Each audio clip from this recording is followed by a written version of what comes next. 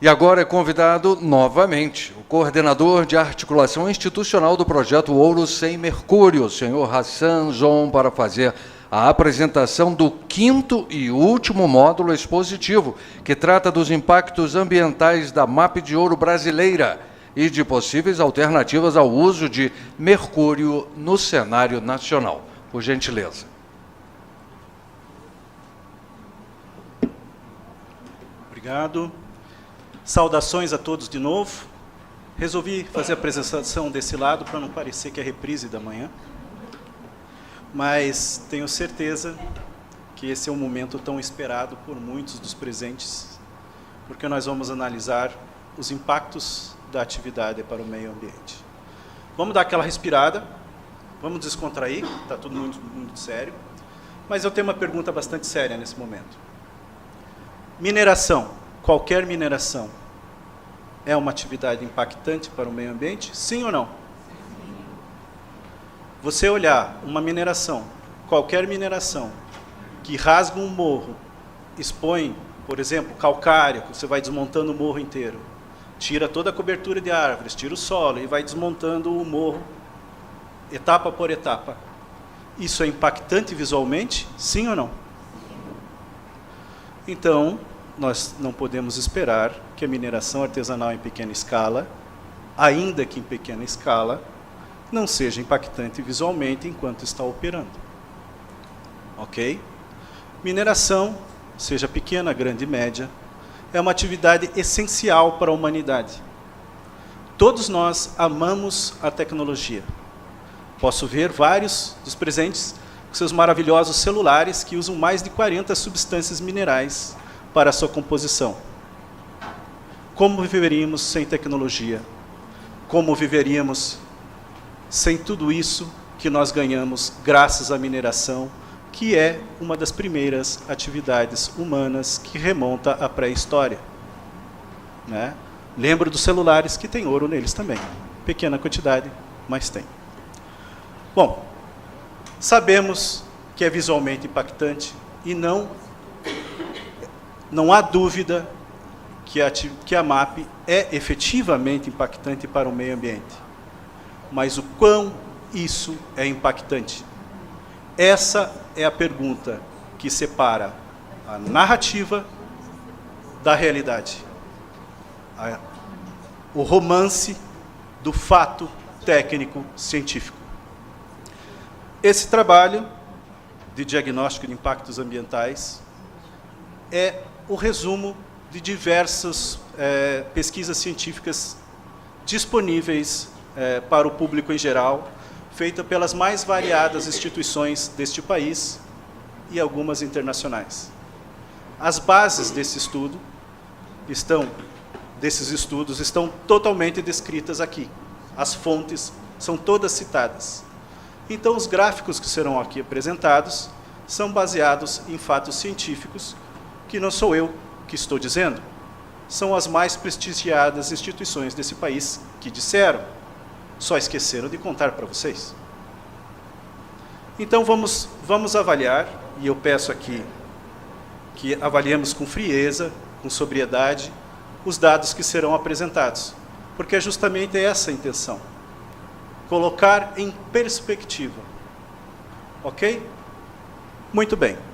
Este volume... Eita! Esse volume exatamente faz aquilo que eu disse agora. Perspectiva. Há impacto. Quanto? Quanto isso significa? Como isso se insere no universo de impactos das atividades humanas, em especial no ambiente amazônico?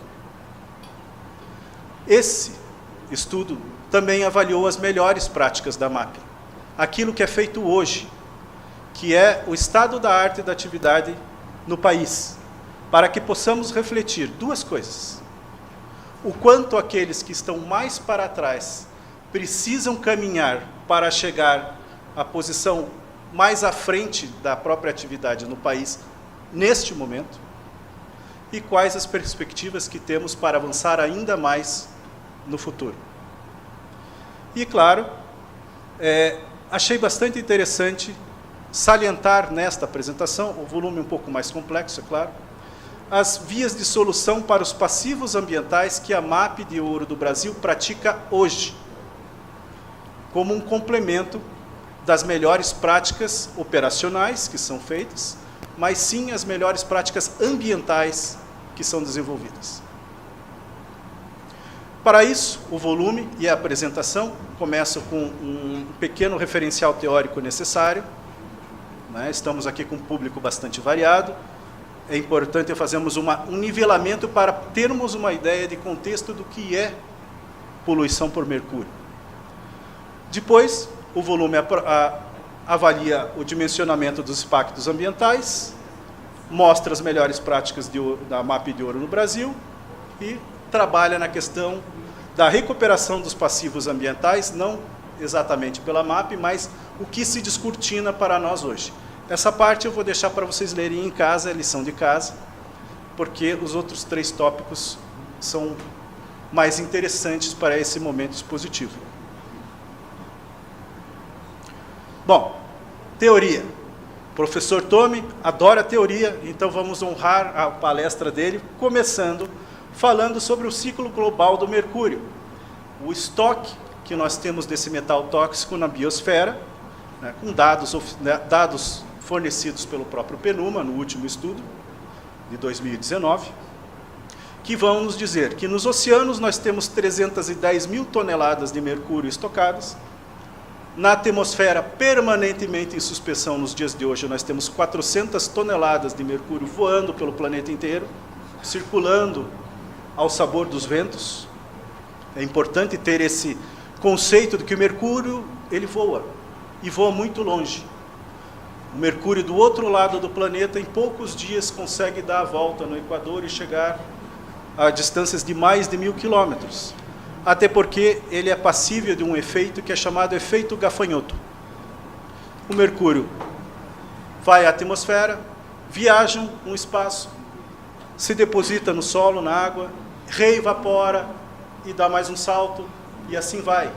Porque, diferente de outras substâncias, o mercúrio é um elemento químico. Ele é indestrutível, ele não se degrada, ele somente é passível de absorção nos compartimentos da biosfera. Continuando, no solo orgânico, no solo superficial, naquele que a gente usa para fazer agricultura, naquele que a gente vive com nossas crianças nos playgrounds, nos jardins de casa, nós temos 150 mil toneladas de mercúrio. E no subsolo, em variáveis graus de indisponibilização, mas que podem ser remobilizados, nós temos 800 mil toneladas de mercúrio estimadas pelo grupo de experts do PNUMA. O estudo do Global Mercury Partnership não avaliou quanto de mercúrio nós temos na biota. Isso inclui o quanto de mercúrio nós temos em nós mesmos, população humana na Terra. Não sabemos. E talvez seja meio traumático sabermos. Não é mesmo? Mas, enfim, a ideia é que haja algo como 1,26 bilhões de toneladas de mercúrio na biosfera do planeta inteiro neste momento. O ciclo de mercúrio é absolutamente complexo. Entender como ele migra, como ele viaja, tanto na água, quanto no solo, como no ar, como ele interage, como ele entra na biota, como ele sai dos organismos vivos e retorna aos outros compartimentos, é um estudo muito fascinante, somente superado pela sua complexidade técnica. Então seria uma pretensão minha aqui tentar explicar algo que caberia a um químico, um engenheiro químico, gastar algumas horas dizendo como é que é o comportamento do mercúrio em cada um desses compartimentos. Mas para nós é importante saber o seguinte: nós temos uma média de ingressos de mercúrio no sistema que é da ordem de 2.900 toneladas por ano na biosfera. 600 dessas toneladas são de origens geogênicas, ou seja, o próprio planeta insere Mercúrio, através de vulcanismo, através de geysers, através de sistemas de erosão, mas principalmente através de vulcanismo, acaba trazendo esse volume para a biosfera. E as atividades antropogênicas, ou seja, o homem, o ser humano, a nossa civilização atual, moderna, contribui com 2.300 toneladas anuais de ingressos de mercúrio no sistema da biosfera, das diversas formas que nós tiramos dos compartimentos em que a biosfera. Citei vamos começar com as causas naturais, que eu acho interessante a gente refletir sobre isso. O vulcanismo, em geral, todas as suas formas, vai contribuir com 600 toneladas anuais. Isso, cenário global. Ok? Incêndios florestais vão contribuir com 600 toneladas de mercúrio remobilizado, que estava retido dentro da madeira, 600 toneladas anuais de remobilização de mercúrio. Emissões do solo exposto. Quem aqui tinha pensado que cortar a mata causa emissão de mercúrio por si só? Pode levantar a mão. Quem sabia disso? Pois muito bem. Solos ricos em mercúrio, quando expostos à insolação, é liberado por erosão ou lixiviação. A mineração industrial, não necessariamente de ouro. Quando estamos falando de mineração industrial, pode ser qualquer um dos metais que podem estar associados a mercúrio, cobre, por exemplo, vai emitir 381 toneladas de mercúrio ao ano. As cimenteiras, no seu processo produtivo, incluindo aqui processos de reprocessamento de resíduos, coprocessamento, vão emitir 233 toneladas. O uso do metal como insumo industrial para os diversos processos que ainda utilizam mercúrio vai gerar 73. O uso de combustíveis fósseis, notadamente carvão, vai gerar 481 toneladas de emissão. A queima de biomassa, sim, usamos muito a queima de biomassa para reaproveitar resíduos no Brasil. Em solos que possuem, em ambientes que tenham alta percepção de mercúrio, isso irá gerar 52 toneladas adicionais. E a queima de resíduos, incluindo a cremação de seres humanos, vai gerar 166 mil toneladas. No balanço, as fontes naturais nos produzem 5.600 toneladas por ano e as fontes antrópicas 2.300 toneladas por ano. Mas eu gostaria de chamar a atenção para o seguinte. Eu falei em incêndios florestais e emissão de solos expostos. O quanto disso é contribuição por queimadas? Vamos diferenciar um incêndio que começa com um raio e pega fogo na floresta, do incêndio que a gente vai lá e queima a floresta para qualquer finalidade. Ok? E quanto do solo exposto decorre de desmatamento, inclusive posterior a queimadas? É uma reflexão que nós temos que ter. E nós teremos algumas respostas hoje. Muito bem. Nossa querida Amazônia, considerada a maior floresta equatorial do planeta, com sua longa vida, que provém de antes da humanidade, é também, dentre dos seus inúmeros atributos positivos para a humanidade, é também um imenso sorvedouro e sumidouro de mercúrio, graças à sua posição geográfica, graças à magnitude da área, nós estamos falando de uma área gigantesca, graças à própria composição florística, ou seja, as árvores, as plantas, são caracteristicamente, ou muitas das espécies, centenas de espécies estamos falando aqui, são caracterizadas por folhas muito grandes, folhas muito largas. Inclusive, havia uma foto, eu não pus aqui, mas uma foto de uma planta na Amazônia, cuja folha é maior do que um lençol de cama de casal, é maior que uma pessoa. Só quem mora na Amazônia consegue imaginar algo assim. Nós que moramos na Mata Atlântica, como é o meu caso, não consigo pensar numa folha desse tamanho, mas existem. A Amazônia também se caracteriza por altíssimos índices de pluviosidade, que derrubam o mercúrio atmosférico para o solo, evidentemente. E a própria composição dos solos é propícia para absorção e retenção de mercúrio. Então, sim, a Amazônia é um funil que recebe mercúrio do planeta inteiro. Porque, lembre-se, ela é uma floresta equatorial. Os ventos trazem mercúrio tanto do sul quanto do norte. E, principalmente, ventos vindos de leste para oeste, que é o fluxo normal dos ventos no planeta. E, claro, ainda temos uma outra característica. Do lado oeste do continente, nós temos uma parede, um muro gigantesco, que é a Cordilheira dos Andes, que faz com que os ventos retornem e circulem na Amazônia. Então, a Amazônia, além de receber muito mercúrio, não consegue emitir de volta, porque tudo que ela evapora, circula e cai nela mesmo de novo. E é por essas razões que a Amazônia, sozinha, é responsável por 20% da deposição bruta de mercúrio nos continentes do planeta Terra. Ok?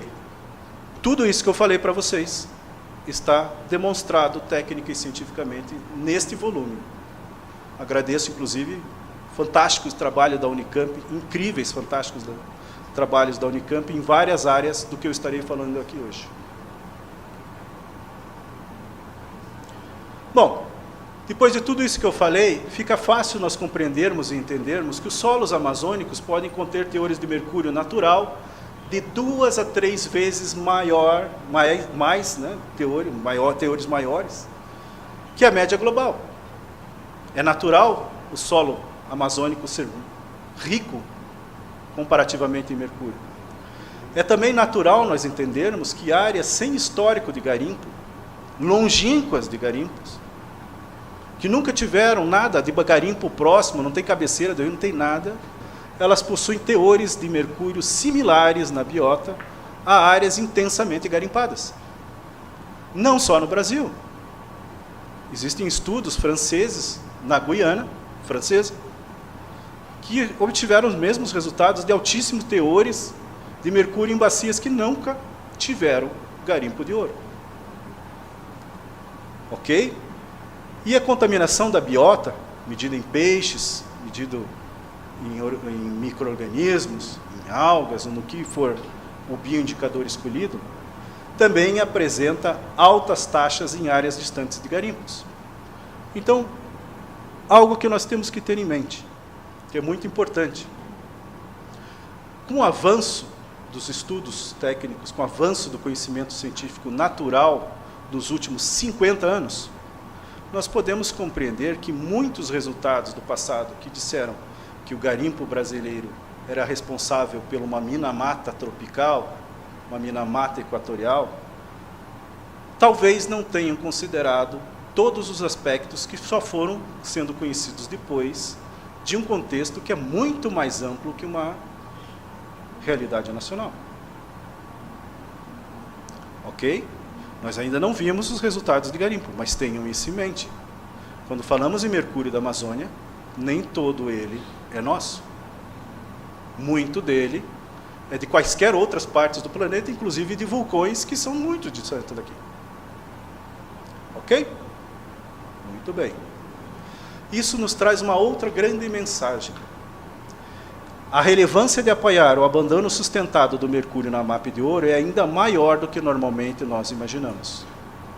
Nós estamos trabalhando num ambiente sensível que já tem um acréscimo de mercúrio mais do que substancial a cada ano, e nós temos que tomar atitudes talvez mais urgentes para controlar o nosso mercúrio.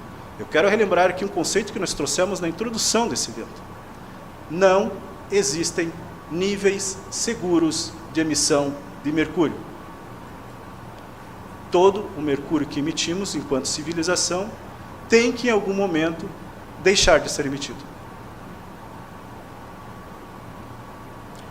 Bom, feita essa pequena introdução, vamos olhar a nossa MAP. Joelhos estão tremendo? Estão preocupados? Estão tensos? Vamos começar com uma parte bastante simples. Vamos começar com desmatamento. a área de impacto da atividade na Amazônia Legal, já que não é raro encontrarmos notícias dizendo que o garimpo de ouro está destruindo a floresta amazônica, acabando com o sistema. Ok. Também acho que nenhum desmatamento descontrolado é aceitável, mas vamos utilizar um dado do projeto MAP Biomas, um dado oficioso, digamos assim, não é um dado oficial, mas é um dado factível, amplamente aceito no nosso país, que, segundo o levantamento, né, a referência está aqui no volume, de 1985 a 2022, nos diz que o garimpo de ouro, especificamente o garimpo de ouro na Amazônia Legal, especificamente na Amazônia Legal, foi responsável por um desmatamento acumulado, total, em todo esse período, de 2.200 quilômetros quadrados. Dado numérico, o que isso significa? Alguém tem uma percepção do que é 2.200 quilômetros quadrados? Dado abstrato. Vamos dar algumas coisas mais concretas. 2.200 quilômetros quadrados, já que estamos em preparação para a Copa do Mundo e somos o país do futebol, e é uma medida estranha, mas usualmente utilizada nos meios de comunicação, significam 220 mil campos de futebol. O que me faz crer que existem mais campos de futebol fora da Amazônia Legal do que dentro. Porque certamente todo mundo sabe que tem um campinho de futebol na esquina de casa e tem muito mais do que 220 mil nas nossas cidades. Mas, enfim, são 220 mil campos de futebol. Ok. Continua sendo uma coisa que parece meio assustadora. Talvez seja, talvez não. Mas vamos lá. Vamos pensar, por exemplo, na nossa produção de energia tão necessária, imprescindível, que gerou, por exemplo, 2 hidrelétricas na Amazônia Legal. Né?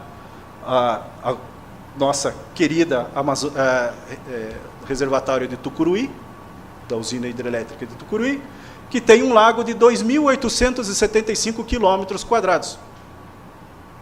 Ou então, que tal Balbina? 2.730 quilômetros quadrados de lago para a geração de energia elétrica. Qualquer uma dessas duas, muito maior do que todo o impacto histórico do garimpo na Amazônia Legal. Perdemos mais floresta para gerar energia para a sociedade industrializada do litoral, sul-sudeste, do que para a geração de economia local na Amazônia. Muito bem. 2.200 quilômetros, trazendo aqui os dados oficiais de desmatamento da Amazônia Legal, significa que o desmatamento causado em toda a história do garimpo de ouro é menor que a metade do menor ano de desmatamento da Amazônia Legal. Outras atividades humanas desenvolvidas nessa região administrativa produziram uma quantidade de desmatamento infinitamente superior do que a atividade garimpeira. Porque sim, senhores, a mineração como um todo, toda a mineração de todas as modalidades na Amazônia Legal, representa um uso do solo de apenas 0,06% da superfície da região administrativa. A MAP de ouro é a maior parte, 2/3 da área minerada na Amazônia é por MAP. Mas ela sozinha significa 0,04% da Amazônia Legal. Então, sim, 2.200 quilômetros de desmatamento é um número importante, mas dentro da dimensão da Amazônia, falta muito para chegar numa cifra significativa. Falo significativa em termos matemáticos, estatísticos, científicos. Ok? Volto a dizer, nenhum desmatamento descontrolado é desejável. Muito pelo contrário. Muito bem. Impacto da MAP de ouro sobre os rios. Esse talvez seja o mais visual e, efetivamente, o mais problemático impacto negativo da atividade garimpeira para a sociedade. O garimpo, seja ele dentro do rio, ou seja ele mais propriamente nas margens do rio, gera a emissão de sedimentos para os cursos d'água. Nós temos aqui, é uma foto da bacia do Tapajós, salvo engano, deixa eu olhar aqui, é o rio Crepuri. Ele tem essa coloração alterada por conta dos sedimentos que são carreados das margens desmatadas, onde houveram historicamente, não necessariamente hoje, mas historicamente lá desde 1958, houve a exploração mineira, não houve recuperação ambiental e os sedimentos continuam caindo no rio até hoje, carregados pela chuva. Ok? Quanto disso? Não sabemos, mas é menor que 2.200 km². E esse é um desafio que nós temos que necessariamente enfrentar enquanto Brasil, porque os principais prejudicados nesse caso são os próprios garimpeiros. Todos os efeitos nocivos decorrentes desse dano ambiental recaem sobre as comunidades garimpeiras. Então, talvez esteja na hora de juntarmos esforços para transformar isso por uma mudança positiva. E existem várias possíveis. Emissões e liberações de mercúrio pela MAP de Ouro no Brasil.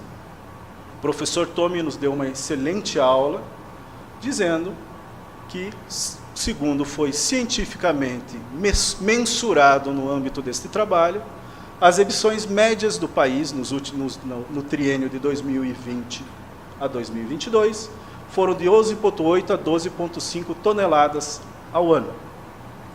Fazendo uma regressão histórica, com base em estudos de época, inclusive, está no volume, nós concluímos que o legado da atividade garimpeira em toda a sua história na Amazônia Legal é de 1.700 a 3.400 toneladas de mercúrio disponibilizadas para o meio ambiente. É uma estimativa até pouco conservadora. A gente foi um pouco ousado nessa estimativa, pode ser menos. Mas vamos ficar entre 1.700 e 3.400, que serve para o exercício de reflexão que nós gostaríamos de fazer aqui hoje e que gostaríamos que fosse feito com base nesse nosso diagnóstico. 1.700 a 3.400 toneladas são o quê? São de 0,64% a 1,27% do total das 4 grandes corridas do ouro ocorridas na história da humanidade. Então, a corrida do ouro brasileira chega a, no máximo, 1,3% do ouro que foi emitido. Se a gente comparar, por exemplo, com o Gold Rush nos Estados Unidos, e principalmente com a exploração de metais preciosos, prata em especial, em todo o período colonial da América Espanhola. Ok, uma boa reflexão aqui. A América Espanhola está na mesma bacia que nós. Então, nós podemos, desde já, perceber que o mercúrio histórico, lá do passado, é muito mais relevante que o mercúrio atual dos últimos 50 anos, pelo menos para nós no Brasil. Muito bem. Agora vamos pensar na contribuição do mercúrio dentro da Amazônia comparado com todo o resto. E comparado com todo o resto, eu resgato aquele conceito lá do começo, que a Amazônia é um sorvedor e recebe mercúrio do planeta inteiro. Quanto isso representa? Se considerarmos também desmatamentos e queimadas que ocorrem no bioma. Tudo isso baseado em dados oficiais, que estão aqui descritos no volume, farão que nós concluamos que a contribuição da MAP de Ouro no período 2004 a 2023 para a disponibilização de mercúrio no bioma, na Amazônia Legal, não é no bioma, é na Amazônia Legal brasileira, ok? Não estou falando da parte da floresta que está nos outros países, mas só do contexto brasileiro. Nós temos uma contribuição de 3,1% a 6,2% de todo o mercúrio que foi recebido naquele bioma, na região administrativa. Ok? Em alguns cenários, essa contribuição pode ser menor que das queimadas e desmatamentos que dão suporte a outras atividades econômicas emergentes na região. Ok? Repito, os cálculos foram feitos com base em dados oficiais e com base nos fatores de cálculo estabelecidos por estudos técnicos científicos publicados e endossados pela comunidade científica brasileira e internacional. Se nós esquecermos as contribuições globais, vamos ficar só com as atividades brasileiras. Este é o quadro. A contribuição da MAP de ouro são os tons de amarelo, que variarão, então, só na contribuição antrópica brasileira, variarão de 37,9% a 55% das contribuições para Mercúrio. Muito bem. Antes de entrarmos nas melhores práticas, a reflexão que temos que fazer aqui é a seguinte. Volto a dizer, não existem níveis seguros de emissão de mercúrio para o meio ambiente, qualquer nível é perigoso, principalmente para quem está emitindo. Mas, reflexão que o Brasil tem que fazer, a sociedade brasileira tem que fazer, é que a atividade garimpeira irá, mais cedo ou mais tarde, de preferência mais cedo, resolver a questão do mercúrio. Mas isso não vai resolver o problema do mercúrio na Amazônia Legal. Isso não vai resolver o problema da contaminação dos peixes que são consumidos na Amazônia Legal por mercúrio. Porque a atividade garimpeira de ouro, ainda que seja e é um contribuinte importante para a contaminação ambiental por esse metal tóxico, não é o único contribuinte. Então, nossas políticas públicas, principalmente de saúde, monitoramento de saúde, resposta à intoxicação, tem que ser muito além do que simplesmente focar na atividade garimpeira. Nós temos que ser muito mais criativos do que a simples recriminação de um setor econômico. Ok? Agora vamos às notícias boas. As melhores práticas da MAP de ouro no Brasil, que nos trazem orgulho, porque são práticas bem interessantes e que poderiam melhorar muito o nosso contexto já, hoje. A primeira delas que eu queria citar para todos, resgato lá no começo. Nós dissemos que a mineração é visualmente muito impactante. Rasga o solo e depois fica aquele ambiente meio destruído. Mas a MAP de ouro do Brasil, quando bem feita, ela já pensa no retorno, ela já pensa na recuperação. E um método muito utilizado no estado do Mato Grosso, mas não só,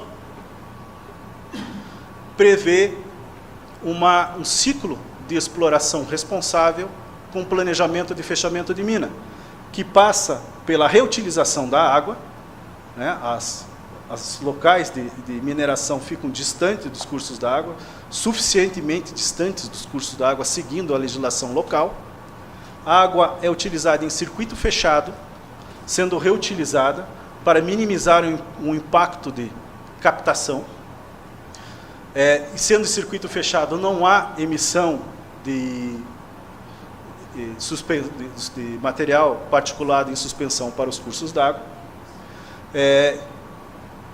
E já se prevê desde o começo o fechamento da mina, já há um planejamento que passa por estocar o solo de cobertura, o rico solo fértil, estocar de forma adequada.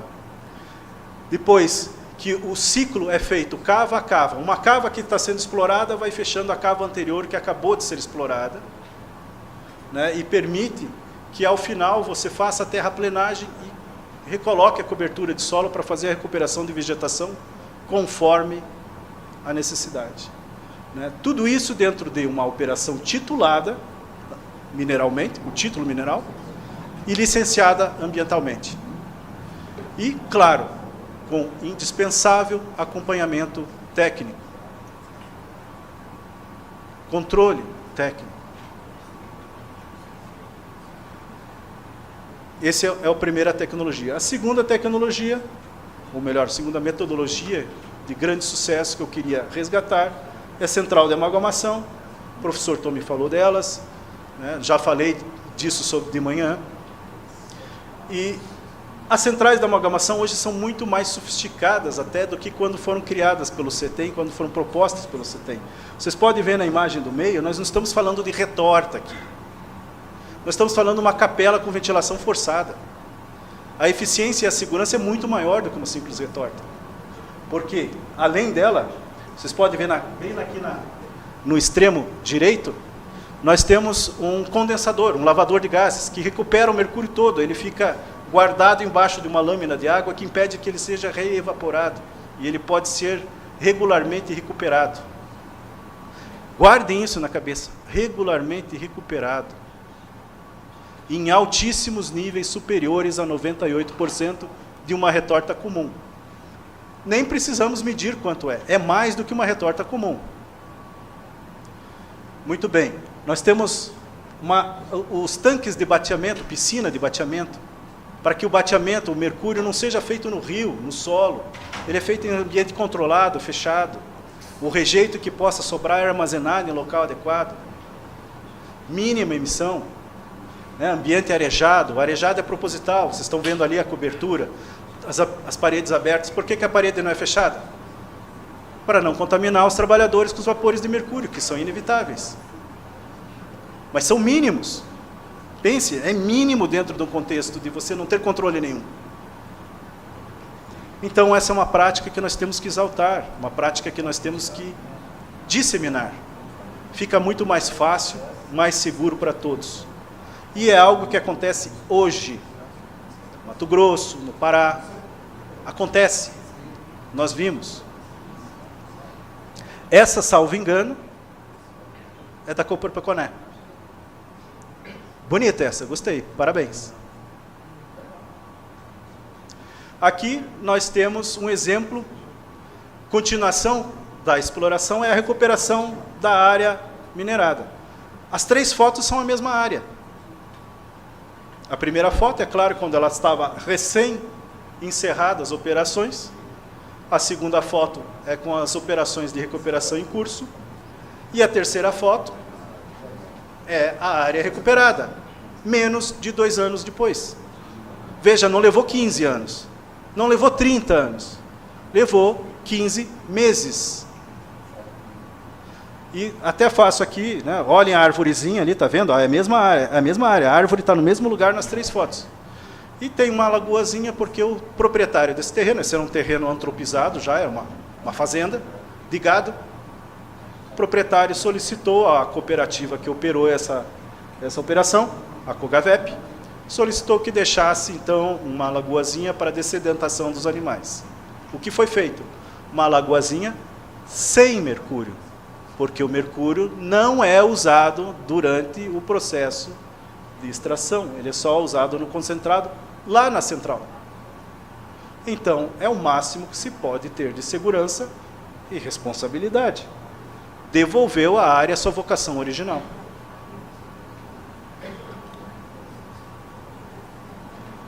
Muito bem. Outras práticas muito interessantes que eu faço questão de destacar aqui. Cadê o Humberto? Perdi o Humberto na sala, mas tem uma saída. Mas parabéns à equipe da qual ele fez parte, do Garimpo 4.0, que disseminaram, por exemplo, a prática da reativação do mercúrio. O mercúrio, vocês sabem ou não sabiam, com o passar do tempo vai ficando fraco ou contaminado com outras substâncias que vão diminuindo a sua eficiência na amalgamação. E, anteriormente, num passado distante que pretendemos esquecer, ele era descartado, por não ser mais um mercúrio forte o suficiente. Hoje, isso é passado, com equipamento simples, extremamente barato, mais barato do que uma retorta, você consegue retirar os contaminantes do mercúrio e pode retornar esse insumo para o seu processo produtivo, economizando não apenas R$3.000 por quilo, mas principalmente, né, reduzindo a pegada da atividade como um todo. E é por isso que eu respondo aqui e agora, da onde vem o mercúrio que está nas cooperativas trabalhando hoje em dia, já que ele não é importado. mas há muitos anos de maneira oficial. Com o uso das centrais de amalgamação, que minimizam a menos de 1% as perdas de mercúrio, com o uso de técnicas de reativação, com o uso de boa gestão, nós ouvimos de diversos garimpeiros, líderes de garimpo, que eles não fazem aquisição de mercúrio há mais de 5 ou 7 anos, porque eles não precisam. O mercúrio que eles têm vai durar mais 12 anos se for necessário, porque a perda é quase nada. Então, é um erro, ou pode ser um equívoco, nós imaginarmos que a simples posse de um mercúrio, nos dias de hoje, seja de um insumo que não tenha vindo por um meio legal. Essa é uma presunção que nós não podemos fazer a campo. Essa é uma presunção que requer instrução do processo administrativo e oferecimento da oportunidade de defesa. Ok? Também gostaria de citar, né, essa é uma apostila que foi amplamente distribuída, que explica como é que é a técnica de recuperação, são materiais simples, o material mais complexo é uma bateria, usa sal, é algo que qualquer pessoa pode fazer. E, bom, esse é a cereja do bolo das melhores práticas do garimpo no Brasil. A busca pela inovação, a iniciativa de se libertar do mercúrio, do fantasma do mercúrio. Nós temos aqui duas grandes iniciativas feitas por cooperativas que estão aqui presentes e tenho orgulho de ter elas aqui presentes. Do lado esquerdo, nós temos um reator compacto de lixiviação, um equipamento normalmente gigantesco para uma indústria de grande porte, que foi adaptado com tecnologia nacional por uma empresa nacional, com parceria da Cooper Poconé, para atender uma realidade local e específica do garimpo. Usa cianeto em circuito fechado. Depois, no cafezinho, a própria Cooper Poconé pode explicar melhor como isso funciona. Mas é um equipamento prático, acessível para uma cooperativa organizada e que elimina a necessidade de uso de mercúrio e é utilizada por uma parcela significativa do minério ocorrente no Brasil. Não funciona para todas as situações, mas para muitas funcionaria. Do nosso lado direito, nós temos outra iniciativa inovadora, essa bancada pela Cogavep, que é uma mesa vibratória de tecnologia nacional, fabricada no Brasil, funcional, altamente eficiente, que faz com que muitos cooperados daquela cooperativa não precisem mais usar mercúrio. Hoje isso está acontecendo. Então, parabéns às duas cooperativas pelas iniciativas inovadoras, duas tecnologias que podem ser replicadas e usadas. São ambientes distintos de exploração, são soluções distintas para tipos de minérios distintos, realidades distintas. E eu também gostaria de falar um pouquinho do Parque Beri Poconé. Conhece o parque? É bonito? Esse parque, hoje um parque, né, a foto bem da direita, é uma foto relativamente recente, e a da esquerda era quando era uma área abandonada de garimpo, com iniciativa da prefeitura local, mas muito trabalho da cooperativa. Essa área foi recuperada e transformada num equipamento público. E eu queria ressaltar o seguinte, vocês olham, a área do parque é essa delimitada em amarelo. Fora dela tinha uma outra ambiente de exploração que recuperou também. Achou legal, ó, e recuperou. Olha só. Algo que era um passivo ambiental virou um equipamento público, né? Aqui no volume eu descrevo a campanha que tiveram com alunos, etc., e faço todo um histórico mais completo. Mas é um exemplo perfeito de coordenação entre os garimpeiros e a sua comunidade de inserção. Porque aqui não é uma vila garimpeira, aqui é uma cidade. Ok? E, finalmente, vamos falar de este outro volume aqui. Alternativas técnicas que permitem abandonar o uso de mercúrio, em médio prazo, pelo menos. Porque tem uma florzinha na capa, saberemos nos próximos milênios. O volume de alternativas técnicas, é óbvio, era para avaliar quais alternativas o Brasil teria para a substituição do uso do mercúrio nas suas realidades nacionais. Suas realidades nacionais, no plural mesmo, porque temos muitas realidades garimpeiras a considerar. Bom, além de identificar as alternativas, nós temos que avaliar a sua adequação aos cenários e propor estratégias para que essas alternativas possam ser implementadas. A estrutura do volume começa também com referencial teórico, para a gente poder entender como essas tecnologias funcionam.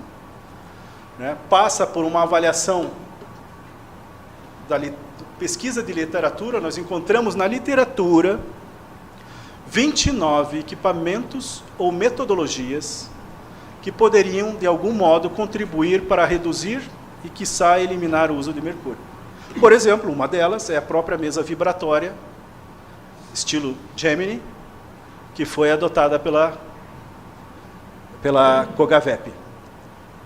E, por fim, esse volume faz uma proposição de uma estratégia tecnológica para a redução e substituição do uso de mercúrio. Uma estratégia ampla de apoio técnico. E como isso funciona? Vamos começar de trás para frente? Eu não quero estragar aqui a vontade de vocês verem as alternativas. Vamos começar pelas respostas.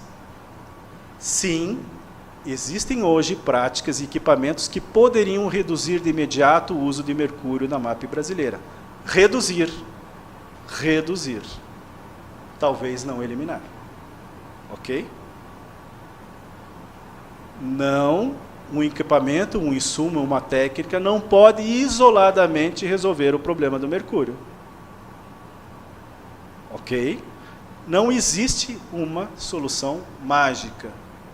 Toda solução passa por trabalho, muito trabalho, não necessariamente dos garimpeiros. Não, essas tecnologias não estão disponíveis para a maioria dos garimpeiros hoje. Nós, como sociedade, temos que trabalhar para que as tecnologias livres de mercúrio sejam ofertadas de modo eficiente para que essa parcela da nossa sociedade possa se adequar às nossas expectativas. E sim, o Brasil possui tecnologias inovadoras em desenvolvimento que poderiam eliminar o uso de mercúrio em médio prazo. Felizes com as respostas? Vamos adiante.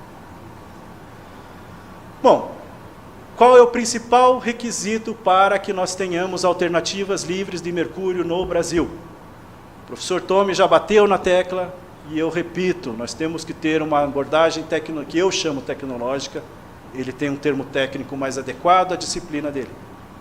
Nós temos que ter uma abordagem lógica e racional do problema, em que nós tenhamos uma demonstração dos benefícios e das soluções, uma demonstração prática, convencimento mostrando que a solução funciona.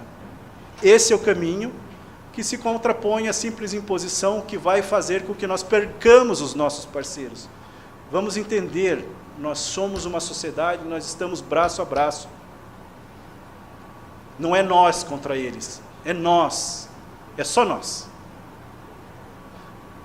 Então, a persuasão deve ser demonstrativa, é uma persuasão concreta, porque são um segmento da sociedade que trabalha com fatos concretos.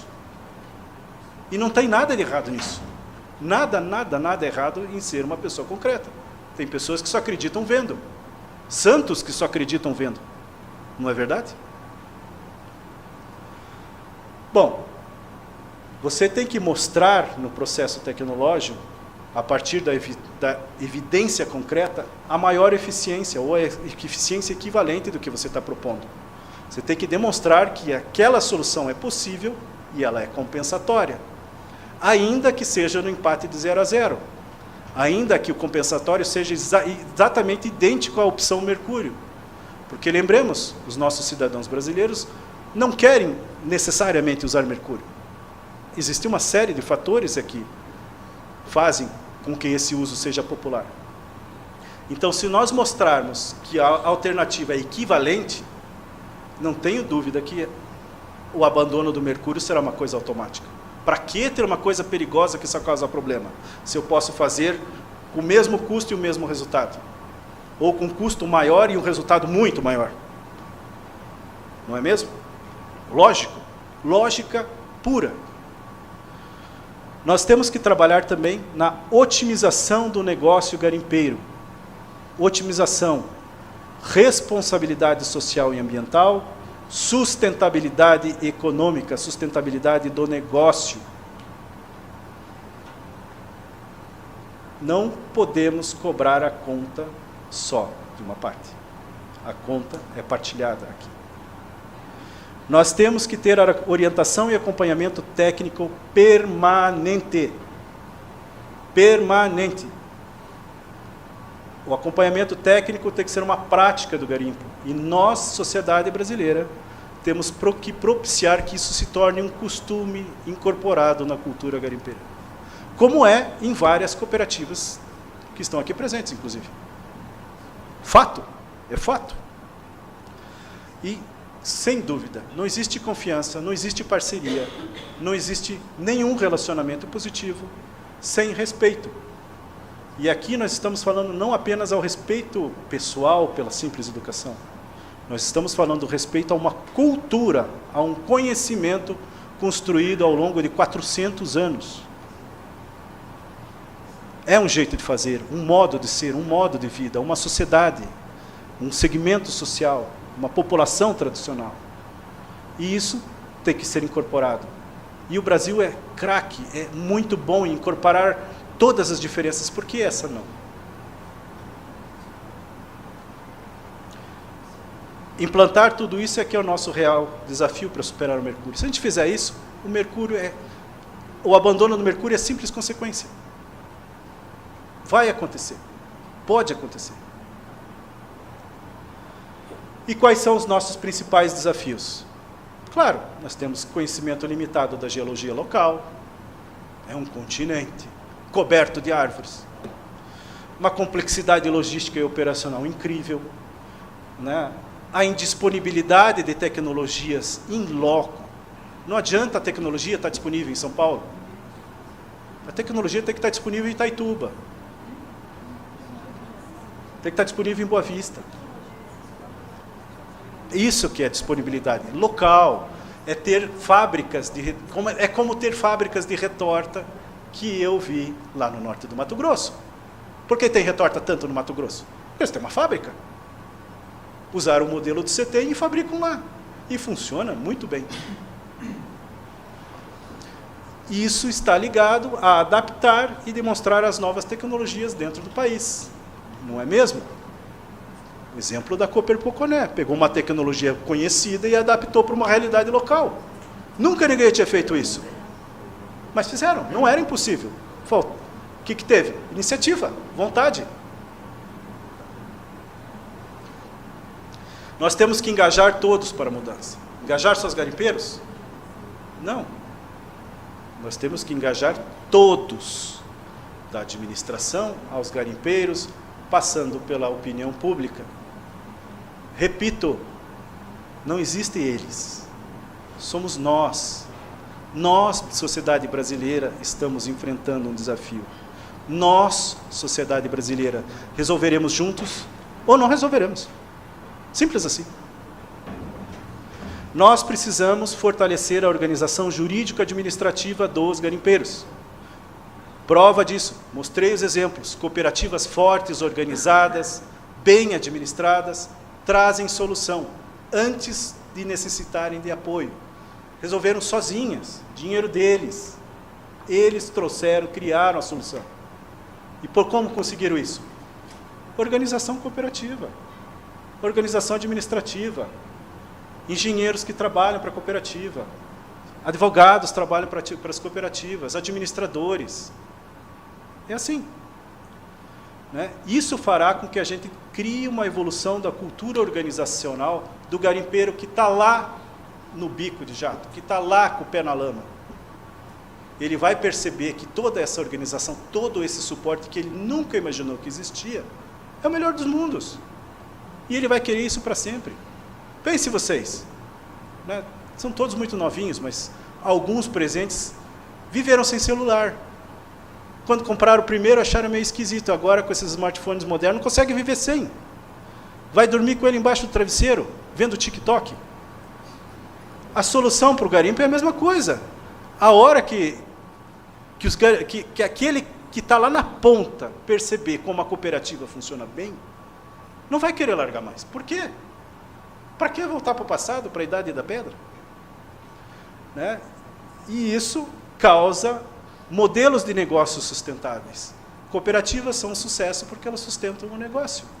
Elas continuam tendo recursos para continuar as inovações, continuar o suporte, continuar o controle, continuar o atendimento aos requisitos do poder público. Sou eu que estou dizendo isso? É o agronegócio que mostra isso. Alguém duvida que cooperativa funciona? Nós precisamos apoiar a transição ecológica, tecnológica. É claro, dinheiro, a princípio, não brota do chão, salvo se a gente garimpar ele, né? Mas mesmo que a gente garimpe o ouro, nós precisamos dar um apoio tecnológico para que o ouro seja garimpado com maior eficiência e pague a transição, como o mestre Tommy nos brindou agora há pouco. Ele está coberto de razão. O próprio garimpeiro pode pagar a transição se ele tiver o dobro de rendimento, o que é possível. Estão jogando metade do ouro fora. Não é? Isso vai sustentar a assistência técnica permanente, que é o desafio. Então está aí, ó, o desafio é esse, e já estou dando a resposta para o desafio. Do mesmo modo, e aqui acho que é complementar, nós precisamos consolidar o mercado de ouro responsável e certificado. Isso é bom para a sociedade brasileira, uma exigência da sociedade brasileira, e é melhor ainda para o garimpeiro. Não é uma questão de controle, é uma questão de provar, ter uma prova tangível, cabal, que você fez o melhor, que é possível fazer. Aí você pode dizer, o meu ouro é melhor, o meu ouro é mais caro, o meu ouro é isso, o meu ouro é aquilo, porque eu tenho responsabilidade social e ambiental, eu fiz tudo possível, eu estou legal, ninguém precisou morrer para ter esse ouro. Esse ouro é um ouro limpo. E eu ainda estou trabalhando para ajudar a comunidade local, porque eu tenho uma super cooperativa. E quantas cooperativas pagam o posto de saúde, pagam a escola, constrói o módulo policial? Sim, isso é realidade na mineração artesanal também. E, finalmente, mais uma vez, e eu acho que isso é uma coisa que está bastante em voga neste momento no Brasil, nós precisamos agregar valor localmente. Por que nós vendemos o ouro a um dinheiro, exportando ele como ouro financeiro, se nós poderíamos repensar isso, criar uma indústria joalheira local, que agregasse outras pessoas, desse oportunidade de renda para outras pessoas, e daí nós poderíamos vender esse mesmo ouro, que em vez de 1 unidade, em 5 unidades, 10 unidades, que renderiam muito mais retorno em imposto para as comunidades locais, e renderia muito mais divisas para o Brasil. Porque as meninas presentes que já compraram sua joia de ouro, claro que algumas fabricaram sozinhas, mas as que compraram joias de ouro sabem como isso custa muito, mas muito mais caro que o ouro que você vende. Não é mesmo? Muito bem. Finalmente, as soluções inovadoras. Nós mostramos 2. Nós avaliamos 29. E eu escolhi aqui as 3 mais interessantes de todas para que nós olhássemos, né? A primeira delas já está disponível.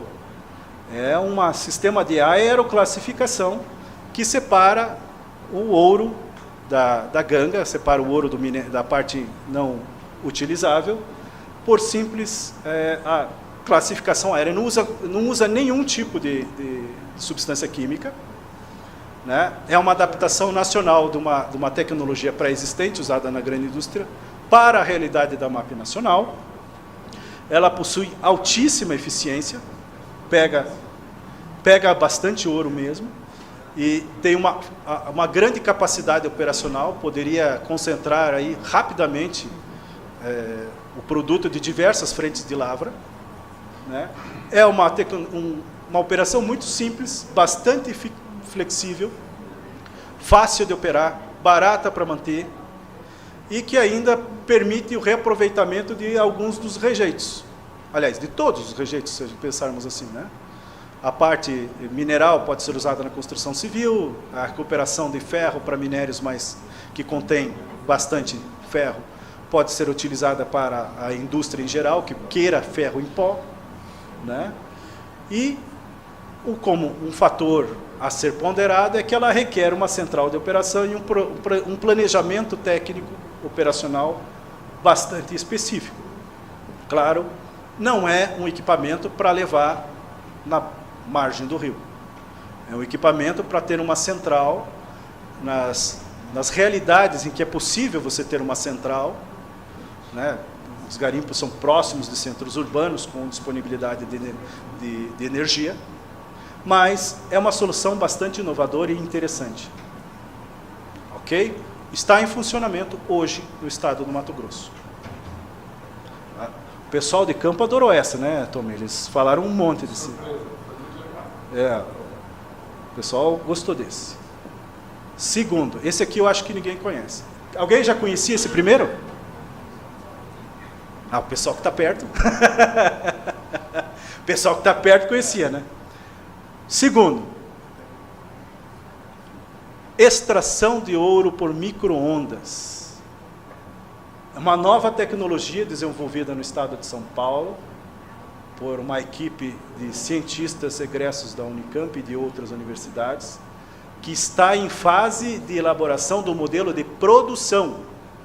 Os testes de laboratório foram concluídos com sucesso, resultados mais do que satisfatórios, né? É um equipamento relativamente pequeno. Aqui nós temos a foto do protótipo de laboratório, parece uma coisa de outro mundo, mas imagine que isso pode virar um equipamento parecido com um micro-ondas de casa, só que um pouco maior, com um design, obviamente, funcional, não um design estético. É um equipamento, uma tecnologia que suporta tanto o minério livre como o minério refratário, ou seja, ele possui um range de utilização maior.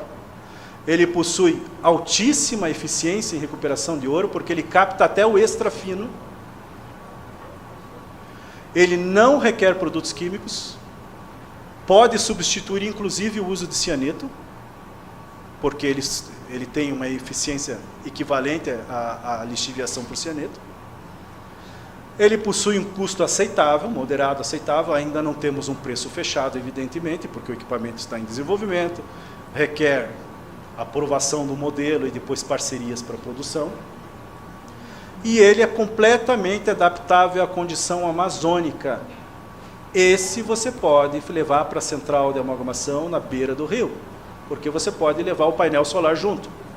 Então você consegue fazer uma solução móvel e fazer o tratamento do concentrado em qualquer local. Ok? Friso isso, o consumo de energia é compatível com painéis solares comuns.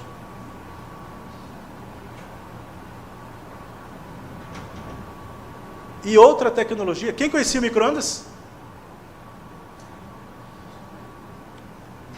2 ou 3, ok. Não estou falando do micro-ondas de pipoca, por favor.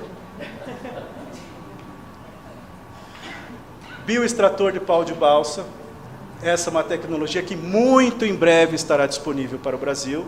Ela é seguida por 2 projetos paralelos, de grupos de técnicos científicos distintos, que que curiosamente adotaram abordagens complementares, né? É uma tecnologia baseada no uso sustentado de uma árvore nativa da Amazônia Legal, que é ocorrente do México para baixo, né, com ligeiras variações. É uma solução biodegradável e atóxica, isso já foi medido, mensurado. É uma solução barata, de facílimo manuseio. É uma solução que pode ser provida de modo local, né? Você pode, inclusive, na produção do bioextrator, você gera outras fontes de renda paralelas, notadamente a madeira de pau de balsa, madeira de balsa, que é um excelente substituto para algumas aplicações do plástico. É uma solução que contribui para o reflorestamento e, principalmente, é uma solução que é compatível com sistemas de lavoura, pecuária, floresta. Então, nós vamos estar recuperando a capacidade da floresta amazônica de fixar mercúrio, estaremos criando outras alternativas de renda local, inclusive fontes de proteína, fontes de alimento. E, bom, 2 projetos, como eu falei. Nós temos o projeto Ocroma, que é desenvolvida pela Universidade Estadual do Amazonas, em parceria com a Universidade Federal de Rondônia, com a Universidade Federal do Rio de Janeiro, o Instituto de Tecnologia, Instituto Militar de Engenharia e parceria da Cogarima, outra cooperativa aqui presente. O outro projeto, o projeto Pau de Balsa, é liderado pela Embrapa de Sinop, Embrapa de Curitiba, tem participação da Unicamp, a Universidade de Campinas, né? A participação da Universidade Federal do Mato Grosso, participação da Universidade Estadual de Maringá, no meu glorioso estado do Paraná, e suporte e apoio da COGAVEP. Ambas essas pesquisas estão bem avançadas. A pesquisa do projeto Ocroma é mais focada na realidade do Baixo Madeira, empoderamento das comunidades ribeirinhas, alternativas de renda para as comunidades ribeirinhas, fácil manuseio por essa realidade. O projeto Pau de Balsa tem uma visão mais macroeconômica, produção industrial ou semi-industrial, geração de madeira como subproduto, etc. 2 projetos complementares com abordagens muito interessantes. Resultados ainda em 2025. Setembro teremos o primeiro relatório, salvo engano, em dezembro o segundo relatório do segundo projeto. E, finalmente, a maior de todas as soluções possíveis para a questão do mercúrio no Brasil. Nós nunca podemos esquecer que as pessoas é que fazem a diferença. E todos nós, sociedade brasileira, juntos, somos a fonte de solução criativa para essa questão. Então, eu agradeço a atenção de todos. Queria chamar aqui meus colegas Dione, professor Tommy, para uma mensagem final. Tommy fugiu para o café bem agora, foi atender os alunos de mestrado. Mas eu queria agradecer a atenção de todos, mas queria novamente dizer,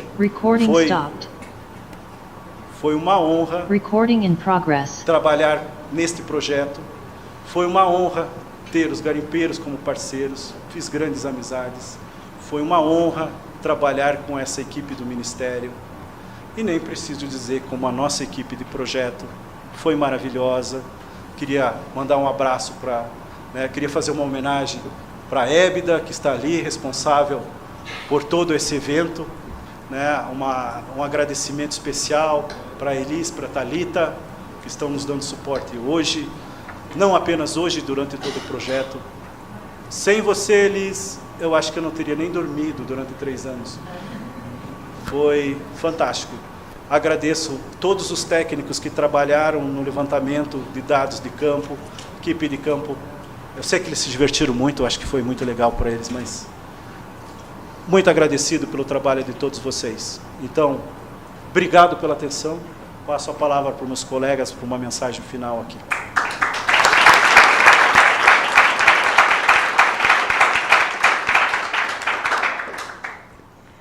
Bom, o Hassan já acabou com a gente, né? Porque já falou tudo aqui.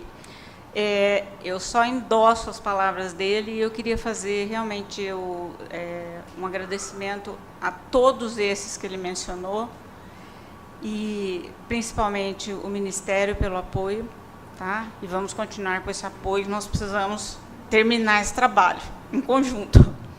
E eu queria fazer um agradecimento especial a uma pessoa que veio, a professora Maria José Salum.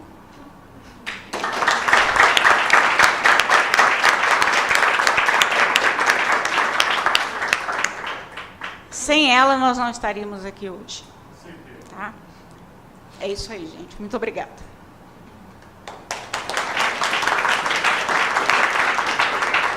Puxa, depois dessa, então, agora, né? Não, assim, da minha parte também, foi um prazer, foi uma honra, é uma grande responsabilidade, que nem eu falei, não faltaram brigas, tá, pessoal? Não é toda essa alegria que vocês estão vendo, mas foi muito bom, o resultado foi importante. Tem um caminho muito complexo aí pela frente, pessoal, que esses números vão ter que ser discutidos com a sociedade, com todas as partes interessadas. E, da minha parte, eu quero agradecer a minha equipe lá do NAP Mineração, especialmente a Elis, o Carlos e o Vadão e os demais especialistas que nos ajudaram a desenvolver esse projeto. Muito obrigado.